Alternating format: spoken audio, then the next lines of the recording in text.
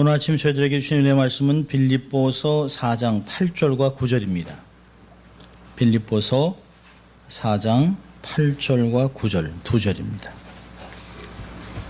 하나님의 거룩한 말씀을 봉독해 드립니다. 하나님 말씀입니다.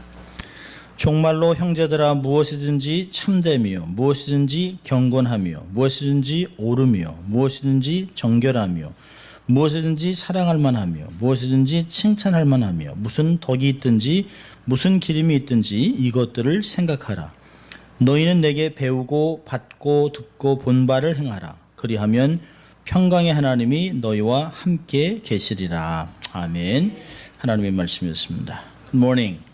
네, 좋은 아침입니다. 우리 또 한번 해볼까요? 양손을 가슴에 얹고 우리가 한번 두 번 외쳐봅니다. 우리가 어떤 사람인지, 난 하나님의 특별한 사랑을 받은 사람이다. 두 번 해봅니다. 나는 하나님의 특별한 사랑을 받은 사람이다. 나는 하나님의 특별한 사랑을 받은 사람이다. 믿습니까, 여러분? 또 우리 한번 같이 외쳐볼까요? 하나님을 기쁘시게, 사람을 행복하게. 네, 그렇습니다.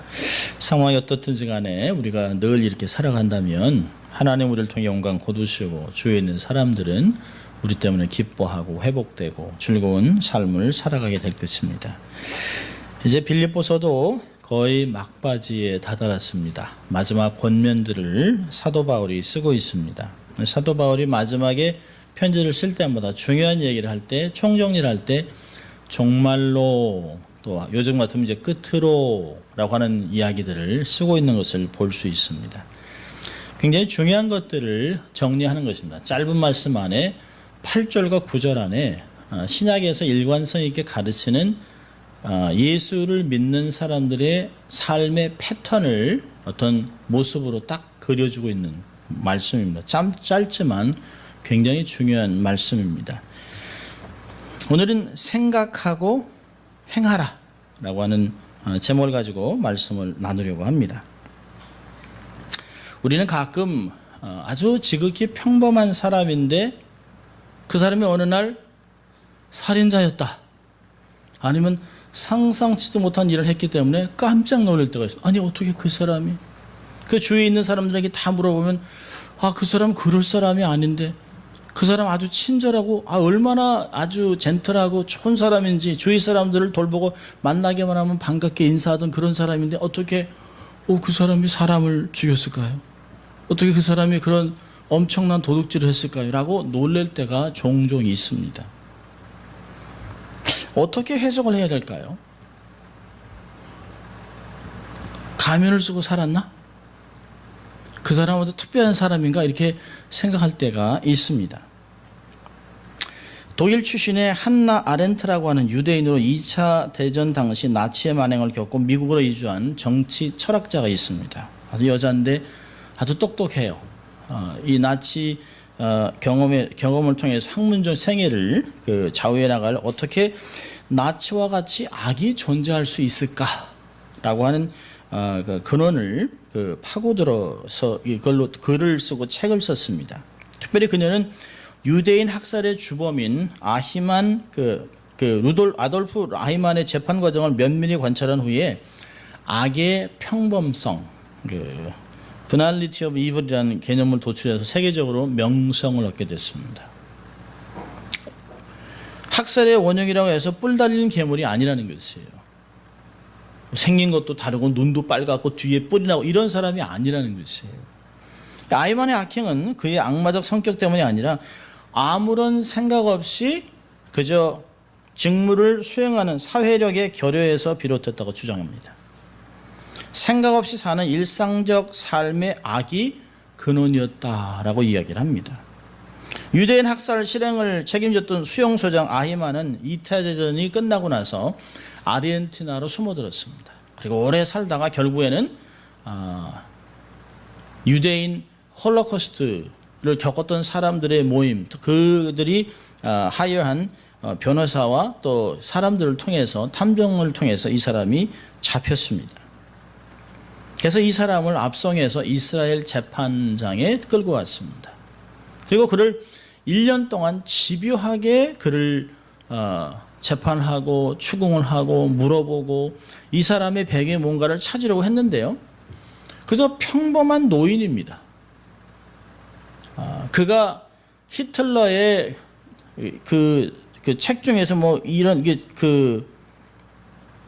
나의 뭐 투쟁 이런 책을 읽었거나 뭐 반유대인 생각을 갖고 있던 사람도 아니에요. 유대인을 미워하는 것도 아닙니다. 왜냐하면 비록 그 홀로코스트가 일어났을 때 그 수용소의 소장으로 있으면서 수많은 유대인을 죽이면서도 자기의 정부는 유대인이었습니다. 유대인 여자들하고 삶을 살았어요. 그러니까 유대인을 미워하는 것도 아니에요. 그냥 그렇다고 해서 히틀러 같이 모든 그 아리안 민족주의 그것도 아닙니다. 그가 갖고 있었던 가장 큰 그 잘못의 원인은 뭐냐면 말하지도 않고 생각하지도 않고 타인을 분별하지도 않고 그저 모두 하니까 함께 따라했던 것이에요. 그 판단력의 무능이 그의 죄를 낳게 했습니다. 그러면서 한나 아렌트라고 하는 그 여인은 뭐라고 얘기했냐면 아히만의 이 악마성은 우리 모두에게 있다라고 얘기합니다. 그 사람이 있는 것이 아니라 유대인, 피해를 당한 유대인 안에도 그런 것이 있을 수 있다라고 이야기를 합니다. 지난달 한국의 아주 고위 공무원, 특별히 교육부의 고위 공무원이 언론 기자들 앞에서 민중은 개와 돼지 같다라고 얘기했습니다. 그리고 우리나라도 신분제를 공고화시켜야 된다는 막말을 했어요. 그러니까 함께 있던 기자들이 이거 말 취소하십시오. 이렇게 얘기하면 안 됩니다. 그랬는데 그냥 막무가내로 자기의 생각을 막 피력했습니다. 그래서 이게 신문에 막 다 나왔어요. 그러니까 그렇게 말을 하고 나서 그가 얼마나 곤욕을 치렀는지 몰라요. 뉴스에서 며칠을 했습니다. 결국에는 그 국회의원들이 그를 불렀습니다. 불러가지고 그러니까 어떤 국회의원이 했습니다. 저는 국민들을 대표하는 개와 돼지입니다. 이 사람이 얼마나 미안했겠어요. 뭐 얼굴도 못 들고 아주 그냥 꾀죄죄한 땅에서 그냥 뭐 직분을 잃을까봐 그냥 뭐 죄송하다고 그랬습니다. 근데 이 사람이 이제 그 변명을 하는데요. 처음에는 술 기운이라고 얘기했습니다. 근데 기자들이 아니라고 절대 이 사람 술 취하지 않았다고. 그러고 나니까 영화에서 이 한 장면을 인용했다. 근데 결국에는 이 사람이 뭐라고 했냐면 제가 생각 없이 말을 함부로 했습니다. 죽을 죄를 졌습니다. 자살하고 싶은 마음입니다. 이 사안이 너무 크니까 정부에서 그를 해임시켰습니다. 여러분, 요즘 시대는 생각하는 것을 싫어합니다. 고민하는 것도 싫어하고 생각하는 걸 싫어해요. 그래서 그런 말을 자꾸 듣잖아요. 뭐 이렇게 고민해. 생각할 게 뭐가 있어. 그냥 질러. 그냥 해. 느낌이 있으면 하는 거야. 필이 꽂히면 가는 거야. 그런 얘기를 막 합니다. 그래서 하는 게 뭐죠? 내가 어떻게 느끼느냐가 가장 중요하다는 거죠. 아주 극도의 이기주의 사회를 살고 있습니다. 내가 좋으면 되는 거라니까. 내가 좋으면. 내가 싫으면 안 해도 되는 거예요. 그래서 애들 그러잖아요. I don't feel like to do it. 느낌이 없다는 게 느낌이. 더 나가서는요. I don't feel love. 내가 당신을 향한 사랑의 감정이 일어나질 않아. 우리 헤어지자. 얼마나 무책임한 말입니까? 그래서 우리 가끔 이런 말 하잖아요. 당신 도대체 무슨 생각으로 그런 말을 하는 거야? 당신 생각이 있어 없어? 그리고 얘기하죠. 생각하면서 살자. 생각하면서 말합시다. 생각하면서 하자. 여러분, 생각 없이 내뱉은 말이 비수가 돼서 상대방의 가슴을 찌릅니다. 그런데 놀라운 것은 그 상대방만 평안이 없는 거 아니에요. 나도 그렇습니다. 맞은 사람은 발을 뻗고 자지만 때린 사람은 그렇게 평안하게 못 자요. 우린 알아요. 그렇게 말하지 말았어야 되는데. 그렇게 하지 말았어야 되는데. 거기 가지 말았어야 되는데. 라고 하는 이런 우리 안에 그래도 그 하나님의 기준이 우리의 삶에 이렇게 있습니다. 생각이라는 건 너무너무 중요한 것이죠. 여러분, 지난주에는 우리가 4절부터 7절까지 하나님의 평강에 누리는 삶을 보았습니다. 기뻐하고 관용을 베풀고 아무것도 염려하지 말고 염려가 생기면 모든 것을 하나님께 감사함으로 간구하면 모든 지각에 뛰어난 하나님의 평강이 우리 예수 그리스도 안에서 우리의 마음을 지키신다라고 하는 말이 4절부터 7절까지의 말씀입니다. 오늘 8절과 9절은 계속 연결되는 거예요. 그러니까 4절부터 7절까지가 하나님의 평강의 일부라면 이 파트 B입니다. 8절과 9절은 파트 B예요. 하나님의 평강. 그러니까 하나님의 평강이 우리의 마음의 생각을 지키는 것인데요. 8절과 9절은 조금 더 나아가요. 평강의 하나님이 우리와 함께 하신다. 어떻게 하면요? 바르게 생각하고 바르게 행동하면. 여기 두 가지 중요한 단어가 있어요. 8절에서는 생각하라. 9절에서는요, 행하라. 그리고 다음 단어가 뭐죠? 그리하면. 이라는 조건이 있어요. 이렇게 하면 평강의 하나님이 너희와 항상 함께 한다라고 하는 축복의 말씀을 합니다. 여러분, 8절 보면 끝으로 라고 형제들에게 아주 간구합니다. 간단하게 한다면 정말로 끝으로 형제들아 이런 것들을 생각하며 살라라고 하는 말입니다. 사람이 무엇을 생각하면서 살아가느냐가 굉장히 중요하죠. 아마 생각이 사람의 운명을 결정한다고 해도 과언이 아닙니다. 그래서 잠언서 23장 7절에서는 이런 얘기합니다. 대저 그 마음의 생각이 어떠하면 그 위인도 그렇다. 그 생각이 그 사람이라는 거예요. 내가 어떤 사람인지를 알고 싶으면 평상시에 내가 어떤 생각을 하고 있는가를 잘 살피면 돼요. 왜냐하면 평상시에 이 생각이 말로 표출되고 행동으로 표출됩니다. 그것이 인격이 되는 것이에요. 그래서 잠언서 4장 23절은 놀라운 말을 합니다. 모든 지킬 만한 것 중에 더욱 내 마음을 지키라. 내 생각을 지키라. 생명의 근원이 이에서 납니다. 다른 번역은요. 내 생각을 지켜라. 왜냐하면 이 삶에 영향을 주기 때문에 라고 얘기하고 있습니다. 최근에 이제 어떤 이야기를 들으면서 어느 수양관 뒤뜰에 있던 9m나 되는 소나무가 뿌리채 뽑혔습니다. 또 비슷한 높이의 소나무 두 그루도 뽑았다는 말을 들었어요. 굉장히 오래된 나무입니다. 한 몇십 년이 된 나무인데요. 굉장히 커요. 그런데 나무 꼭대기에 가지들이 노란색으로 변하고 병이 들었어요. 이 나무들이 도저히 둬서는 안 되겠다 해서 이제 이 나무를 뽑아버렸습니다. 이 엄청난 아주 장대한 나무들이 죽음을 맞이한 이유가 뭘까요? 이 나무들이 죽은 이유는 밥 한 톨만한 나무좀 벌레가 그 나무 껍데기에 들어가서 거기에 둥지를 틀기 시작한 거예요. 아주 작은, 이거 뭐 사실 요만하죠. 뭐 쌀 한 톨만한 거. 이 나무 껍질에 굴을 파서 나무를 점점 약하게 만들고 죽게 만드는 것이에요.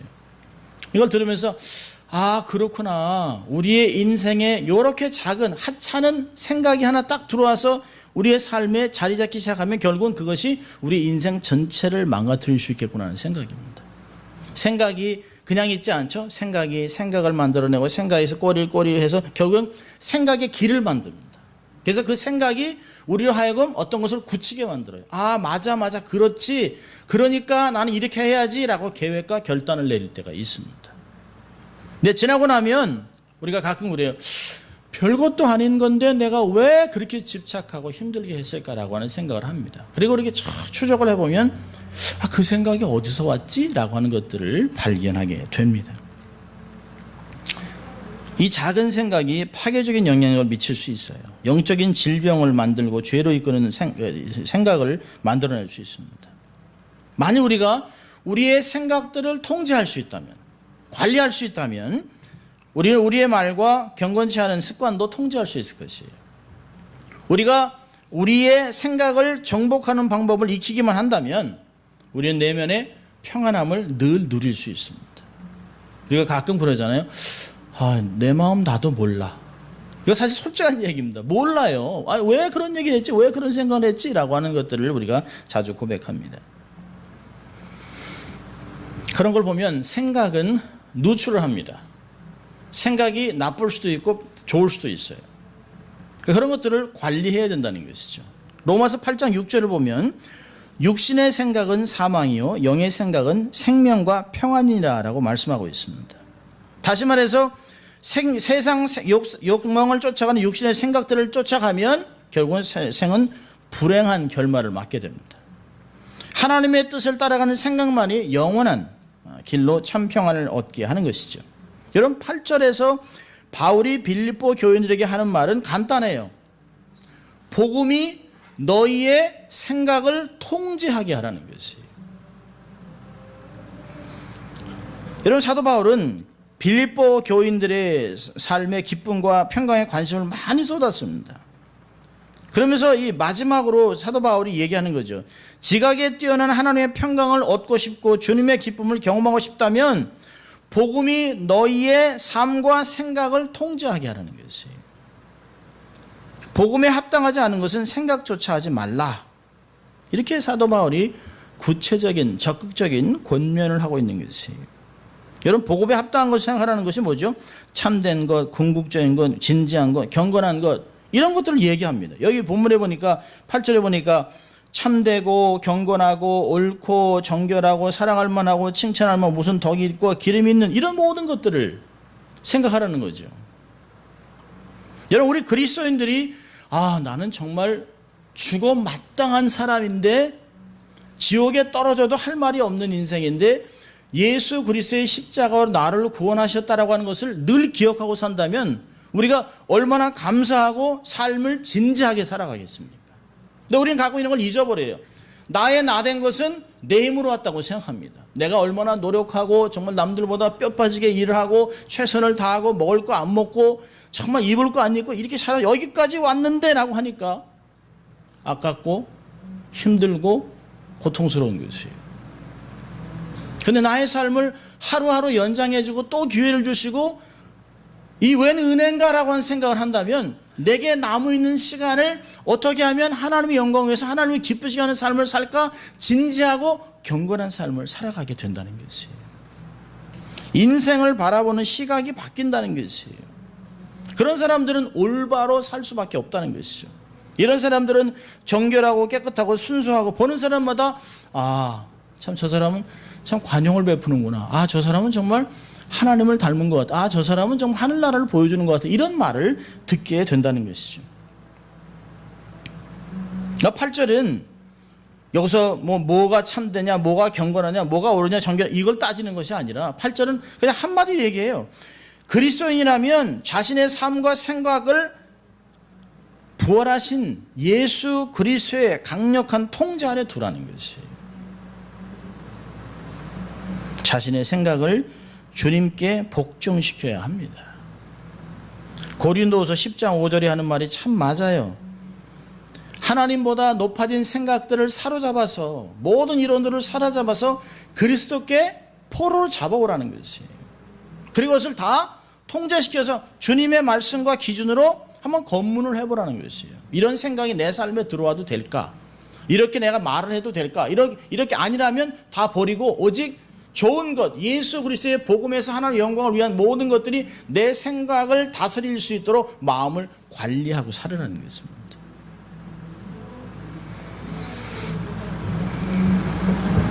자, 문제는 8절에서 끝날 수 없다는 거죠. 우리가 생각만 하고 살 수는 없잖아요. 생각만 하고 말도 안 하고. 그럼 어떻게 알아요? 행동도 안 하고. 그 사람이 무슨 생각을 하는지 알 수가 없잖아요. 우리의 생각은 반드시 언어라고 하는 행동이라고 하는 그 매개체를 통해서 표현이 돼야 되는 것이에요. 이런 어린아이들을 이렇게 키워보지 않은 사람들은 어린아이를 이렇게 보면 얘가 왜 우는지 알 수가 없어요. 알 수가. 엥 하면 그렇다고 해서 무조건 우유병을 놓을 수가 없잖아요. 얘가 아파서 우는 건지 또 이게 변을 봐서 우는 건지 뭐가 귀찮아서 그런지 땀이 많이 나서 그런지 그걸 봐야 되잖아요. 어른 같으면 소화가 안 돼, 열이 나 이렇게 얘기한단 말이죠. 우리는 평상시의 삶에 우리의 생각들을 언어로 표출하고 살아갑니다. 만약에 8절에서 우리의 모든 생각을 그리스도께 복종해서 통제하는 삶을 살아간다면 역시 우리의 행하는 모든 행동도 바른 행동으로 표현되어야 된다는 것이에요. 그러니까 구절은 행동과 행위의 영역에 관한 복음의 가르침입니다. 구절에 보면 이런 말 하죠. 너희는 내게 배우고 받고 듣고 본 바를 행하라. 자, 여기서 우리가 한 가지 중요한 것을 짚고 넘어가야 됩니다. 복음이 뭔가요? 복음은 우리의 삶을 보완하는 이런 부가물이 아닙니다. 엑스트라로 주어진 것이 아니에요. 복음은 우리의 삶 전체를 주장하는 중심입니다. 삶을 다스리는 주체예요. 신약 성경의 일관적인 가르침입니다. 그리스도인의 삶에는 복음의 다스림과 통제에서 벗어난 영역은 한 군데도 없습니다.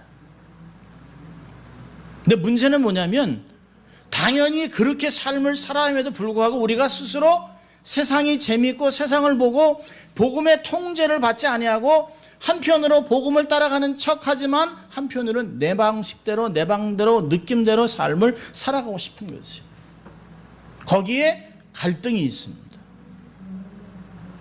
우리의 존재는 생각과 행동으로 이루어져 있습니다.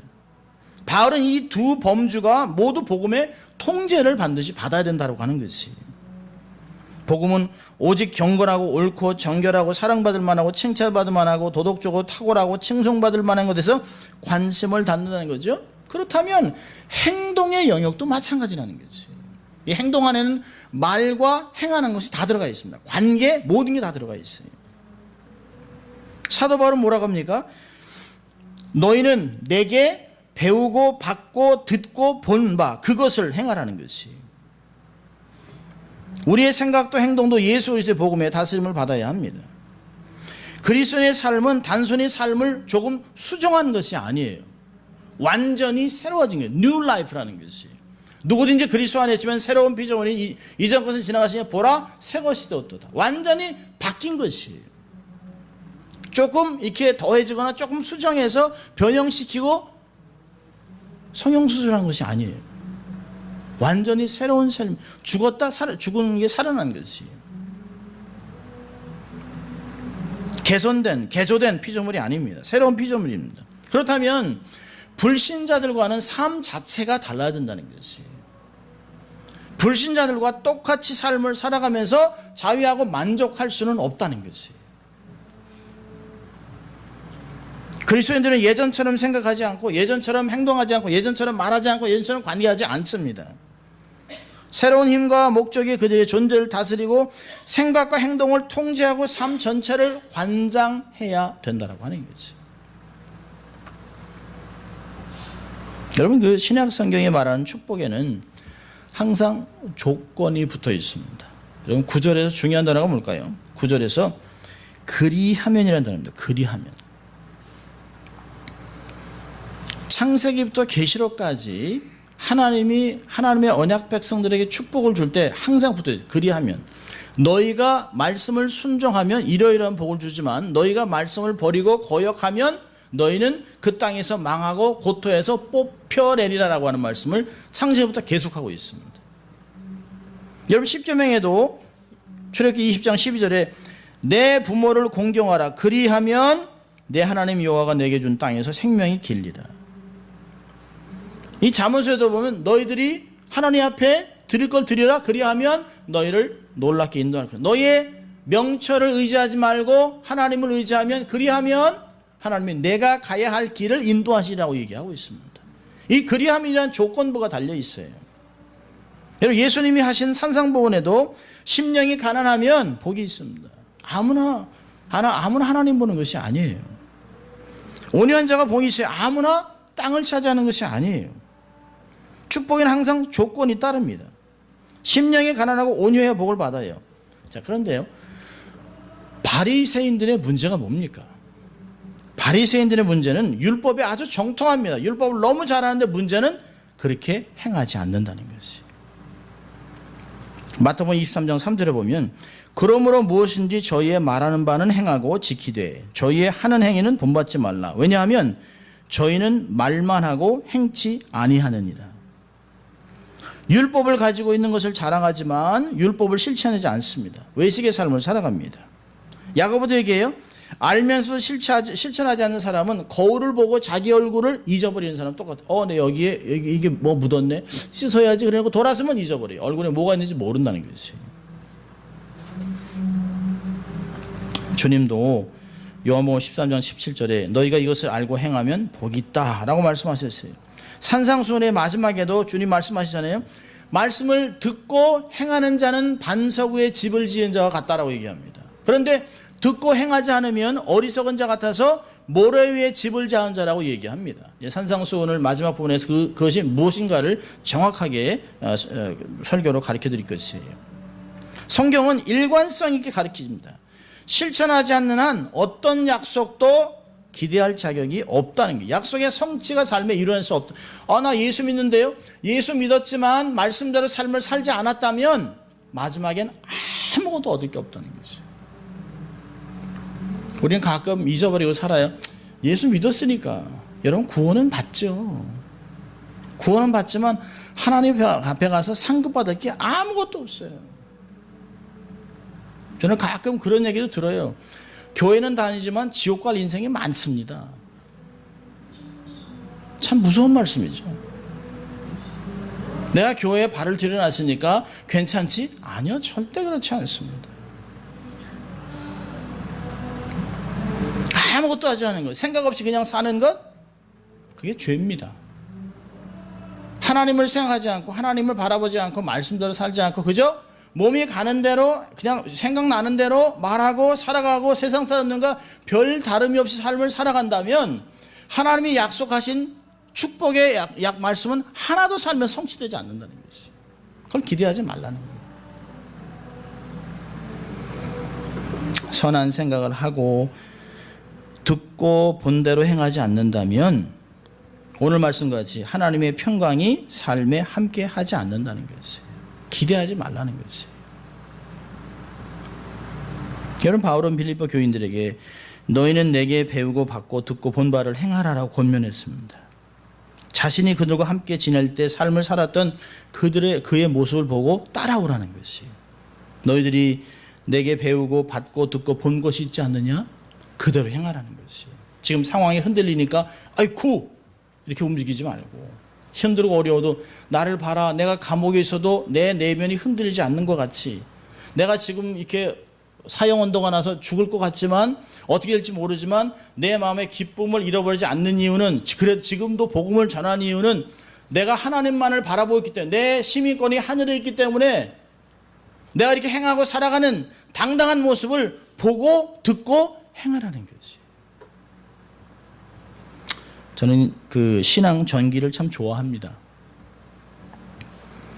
신앙의 거인들의 전기를 읽다 보면 몇 가지 공통점들이 발견돼요. 이들의 삶은 참 단순했습니다. 그런데 경건치 못한 자들의 삶은 항상 복잡해요. 죄와 불경건은 삶을 아주 복잡하게 만듭니다. 바울이나 믿음의 선조들의 삶에서 발견되는 몇 가지 공통점들이 있어요. 저는 이것을 우리가 보고 배우고 들은 것이라고 생각합니다. 우리의 믿음의 어머니, 믿음의 아버지, 믿음의 선조들이 어떻게 삶을 살았는가 보면 공통적으로 딱 5가지가 나타납니다. 이걸 우리의 삶에 이제 적용했으면 좋겠어요. 첫째로 뭐냐면 성경을 읽는 것이에요. 하나님과 그분의 나라를 알고 싶으면 성경을 읽어야 합니다. 참, 우리에서도 이제 손때가 묻은 하나님의 어머니의 성경, 우리가 어릴 때 들려주던 하나님의 말씀, 어머니가 우리를 무릎에 앉혀놓고 말씀을 우리가 찬송도 하잖아요. 그렇게 참 힘들고 어려운 중에도 말씀을 애송했던 그런 부모님들의 삶은 흔들림이 없었어요. 하나님 나라에 가면서도 내가 왜 죽어야 되나, 나 더 살아야 돼, 이렇게 하지 않습니다. 내가 하나님 만날 거라는 확신이 있어요. 그분이 나를 부르신다. 와, 우리 웨스트민스터 신학교의 그 개척자든 메이션 그레천이라고 하는 그분의 그 전기를 읽으면 평생 싱글로 사셨는데요. 그분이 돌아가시면서 존 머리라고 하는 그 신학 그 교수 친구 옆에 있는데 하나님 눈을 여셨어요. 이분이 누워있다 갑자기 눈을 턱 뜨고서 Wow, it's so grand. God is good. 그랬습니다. 하늘나라가 너무너무 엄청나니까 하나님은 너무너무 좋은 하나님이 나를 맞으신다고 아주 그냥 얼굴에 환한 얼굴을 갖고 딱 소천하셨어요. 그 곁에 있던 신학자들과 사람들이 얼마나 감동이 됐겠습니까? 야, 죽음이라는 게 저렇게 멋지구나. 막 안 죽으려고 막 침대를 막 잡고 막 옷을 찢으면서 막 이를 갈고 이런 사람들하고는 달라요. 저는 목사니까 장례식을 많이 치릅니다. 신방도 가죠. 병원 신방을 가보면 사람이 죽을 때 그의 믿음의 수준이 드러나요. 성경을 많이 읽었던 분들은 무의식 속에서도 성경을 암송하고 있는 것들을 봅니다. 성경을 읽는 시간을 투자하세요. 올해는 우리가 전교인 성경 읽기를 하잖아요. 성경을 알고 애쓰세요. 베드로가 말한 것 같이 갓난 아이들이 순전한 젖을 사모하고 그 젖을 먹고 자라는 것 같이 성경을 읽어야 하나님의 뜻을 발견할 수 있어요. 성경을 읽어야 나를 향한 하나님의 비전을 알 수가 있어요. 성경을 읽어야 하나님이 어떻게 역사하시고 언제 끝나가겠다라고 하는 것들을 우리가 보는 것입니다. 천국 소망을 이 땅에서 낙심하지 않고 살아갈 수 있어요. 자, 두 번째는 뭘까요? 이들에게 배우고 받고 듣고 본 바는 뭐냐면 기도하는 것입니다. 여러분, 좋아하는 사람이 있으면 그 사람과 가능한 한 시간을 많이 보내려고 하잖아요. 여러분이 정말 하나님을 사랑한다면 하나님 앞에 나와서 기도해야 되잖아요. 요즘이야 뭐 전화가 있으니까 하루에도 10번 20번 그냥 귀찮을 정도로 뭐 전화하고 뭐 안녕 잘 자 그래놓고 또 집에 가서 또 하고 또 밤새 하고 그러잖아요. 사랑하니까. 우리가 기도하는 시간과 기도하는 모습과 기도하는 삶을 보면 내가 정말 하나님을 얼마나 사랑하는지 알 수 있어요. 너무 바빠서 기도하지 못한다면 당신의 신앙은 빵점입니다 라고 얘기했어요. 너무 바빠서 기도하지 않는다면 당신은 정말 하나님을 사랑하지 않습니다 라고 찰스 스탠은 얘기했습니다. 하나님을 사랑하고 그분을 알고 싶으면 하나님과 대화하는 시간을 가져야죠. 기도하는 사람이 하나님의 도움을 경험합니다. 기도하는 사람이 응답도 받아요. 기도하는 사람이 하나님과의 친밀한 관계를 누릴 수 있습니다. 나의 사랑하는 자라고 하는 말을 들을 수 있는 것이에요. 예수님도 그렇게 피곤한 중에도 밤새 철야하신 중에도 새벽에 오히려 미명에 일어나 한적한 곳에 가서 그것을 기도하셨다는 이야기 있습니다. 성경과 기도. 자, 세 번째는 뭘까요? 세 번째는 겸손입니다. 겸손은 자세를 취하는 것이에요. 자신이 연약함, 죄성, 습관, 야만, 욕망이 끊임없이 삶에서 일어나는 것을 우리는 알아요. 우리는 이렇게 목사라고 하지만 뭐 사모라고 하지만 교수라고 하지만 뭐 선교사라고 하지만 우리 안에 더럽고 추잡한 것이 순간순간 뽀글뽀글 올라오는 걸 우리는 너무 잘 알고 있어요. 단지 포장하고 있을 뿐입니다. 아, 저는 하나님 사랑해요 라고 하지만 우리 안에 얼마나 무서운 교만이 우리의 삶에 있는지 너무 잘 알고 있습니다. 사도 바울이 로마서 7장 24절에 오호라 나는 공고한 사람이로다 이 사망의 몸에서 누가 나를 건져내랴. 이 말이 뭘까요? 하나님의 은혜 외에는 살 수 없다는 것이에요. 자신을 이대로 방치했다는 몹쓸 인간이 될 것을 너무 알기 때문에 주님 나를 도와주십시오. 내가 아무리 선한 것을 하려고 해도 내 안에서 선한 것이 나오지 않습니다. 그래서 내가 주의 도움이 필요합니다. 내가 막 메마른 광야같이 메마른 막 그냥 풀같이 바짝 그냥 한번 확 없어지는 그런 인생이 아니라 물된 동상 같은 사람이 되기 위해서 어떻게 될까요? 낮은 대로 임해야 되는 것이죠. 그래서 겸손해야 돼요. 물이 낮은 곳으로 가는 것 같이 하나님이 겸손한 자에게 은혜를 베푸는 것을 알기 때문에 낮은 자를 취하는 것이 발표도 맞아도 함부로 취급해도 어떤 말을 들어도 낮아지기로 결정하는 것이 그들이 지는 것 같지만 결국엔 이겼습니다. 그들이 망한 자 같지만 무명인 사람 같지만 유명한 사람이라고 사도 바울은 이야기하고 있습니다. 하나님이 내가 그들을 기억한다라고 이야기한다는 것이에요. 네 번째는 뭘까요? 세상을 사랑하지 않는 것이에요. 세상의 것, 가시적인 것에 욕심내지 않습니다. 요한일서 2장 15절 16절은 이렇게 얘기합니다. 이 세상이나 세상에 있는 것들을 사랑하지 말라. 누구든지 세상을 사랑하면 아버지의 사랑이 그 속에 있지 아니하니 이는 세상에 있는 모든 것이 육신의 정욕과 안목의 정욕과 이생의 자랑이니 다 아버지께로 쫓아온 것이 아니요 세상으로 쫓아온 것이니라. 우리는 신령한 것을 사모해야 됨에도 불구하고 우리는 편안한 걸 좋아합니다. 평강이 중요한 것을 알면서도 평강과 함께 편안한 것 아주 좋아합니다. 넓은 것, 좋은 것, 비싼 것들을 좋아합니다.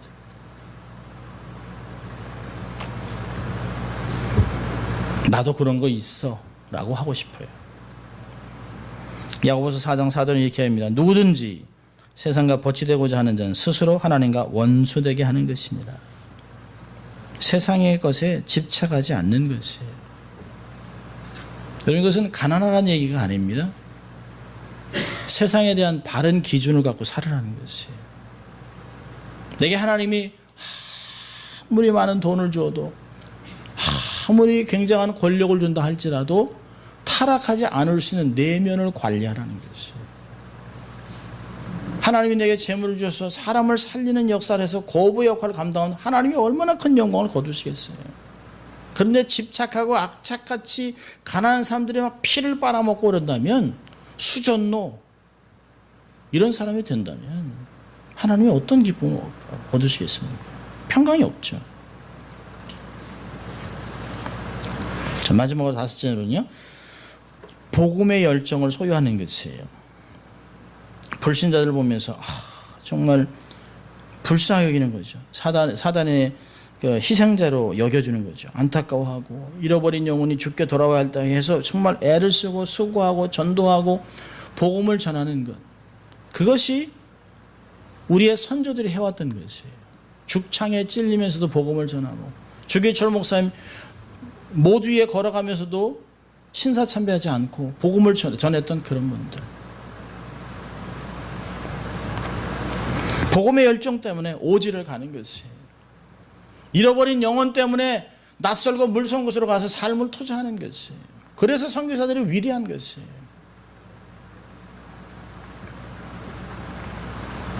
여러분, 구절은 성경을 가르침을 요약하는 말에 지나지 않습니다. 여기에 뭘 봤냐, 배웠냐, 듣고 이런 걸 따지는 게 아니라 이미 우리는 충분히 많이 배웠어요. 지금까지 살아오면서 사도 바울과 예수님과 우리 선조들의 삶을 통해서 수천 년의 역사에 믿음의 선조들, 히브리서 11장에 나온 구약의 모든 믿음의 영웅들의 삶을 이미 다 봤어요. 그들이 어떻게 삶을 살았는지 듣고 보고 다 들었습니다. 이런 걸 단지 요약한 것이에요.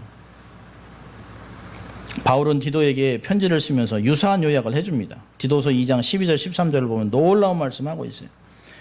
우리를 양육하시되 경건치 않은 것과 이 세상 정욕을 다 버리고 근신함과 의로움과 경건함으로 이 세상에 살고 복스러운 소망과 우리의 크신 하나님 구주 예수 그리스도의 영광이 나타나심을 기다리게 하셨다. 놀랍죠. 세상과는 다른 것이에요. 세상 사람들하고는 완전히 다른 모습으로 가르쳐주고 있습니다. 그리고 우리를 복음의 동역자로 삼았다라고 하는 말을 하고 있습니다. 얼마나 놀랍습니까? 이런 삶을 보면 보상이 너무 커요. 이렇게 생각하고 행하면 평강의 하나님이 너희와 함께 계신다. 임마누엘의 축복을 이야기하고 있습니다. 이 평강의 하나님이 사단을 밟으셨어요. 이 평강의 하나님이 우리를 보존하시고 보호할 것이라고 데살로니가 전서는 이야기하고 있습니다. 이 평강의 하나님이 우리의 삶을 완전히 보호할 것이라고 얘기하고 있습니다. 사도 바울이 얘기합니다. 이 엄청난 축복을 얘기하면서 너희들이 바른 생각과 바른 행동을 하고 빛과 소금의 역할을 감당하고 삶을 살아간다면 하나님이 너희와 동행할 것이라고 얘기하고 있습니다. 근데 이 말씀을 구약에서 그림으로 보여주죠.